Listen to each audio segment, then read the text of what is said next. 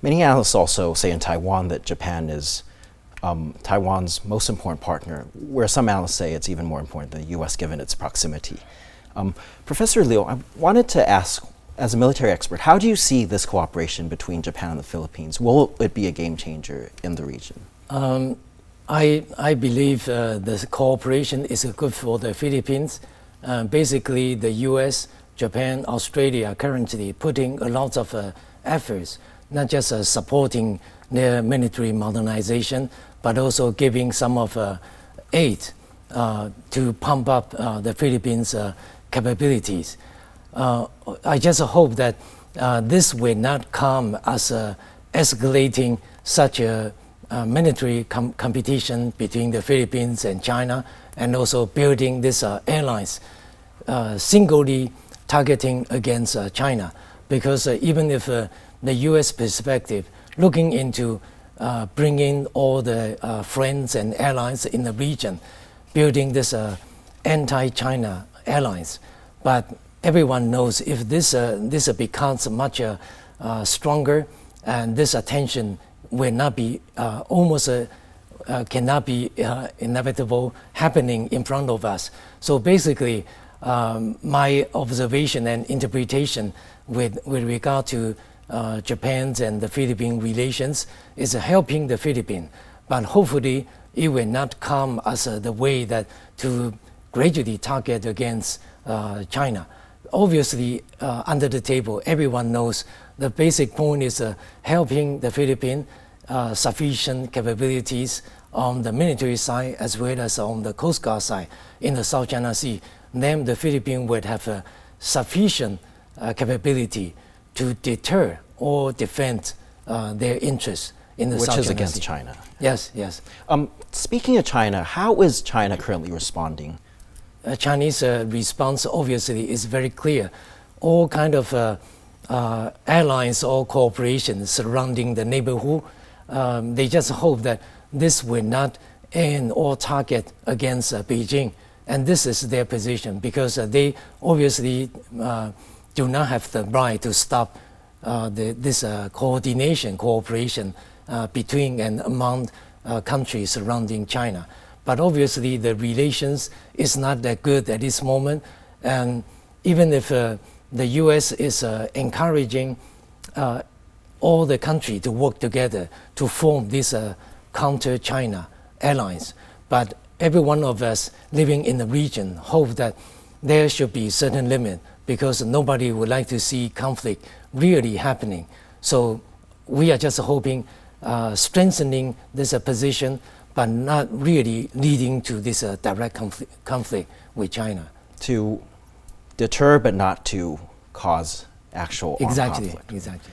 Professor Rabena, speaking of the region, the Philippines is a member of ASEAN. How is ASEAN looking at this? Is it taking cue that more U.S. allies are coming to support them against China, or do you feel that they're still more pivoting towards Beijing in many ways?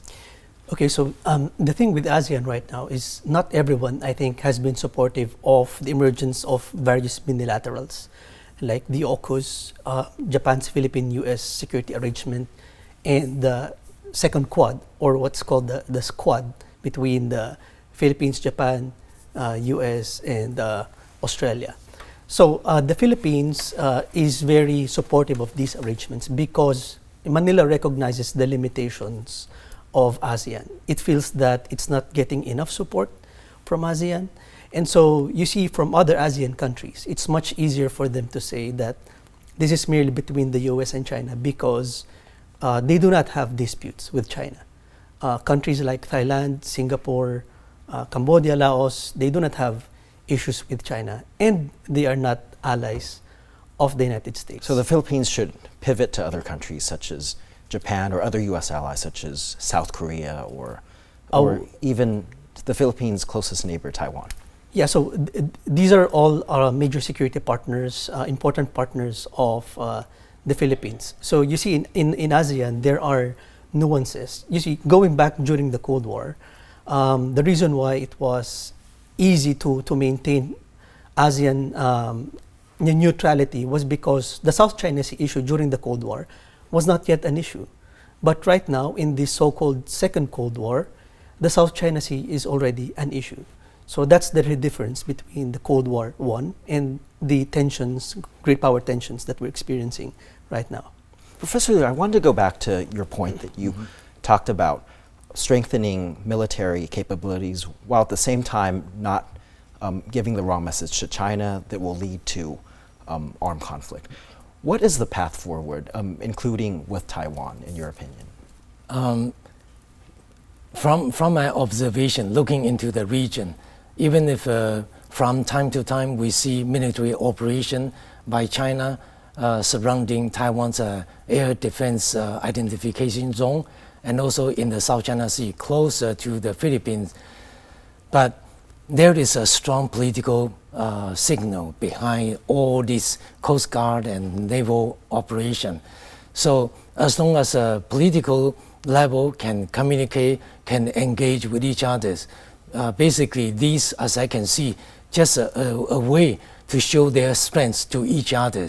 It is not really productive to regional peace. So I would take into the most critical part, that is political dialogue, political engagement. As long as there's an open line of communication. Right. So for Taiwan and China, of course, we have a high concern with whether China will launch any attack in the future. But basically, everyone knows in Taiwan, as long as we can engage, we can definitely immediately de-escalate the tension there.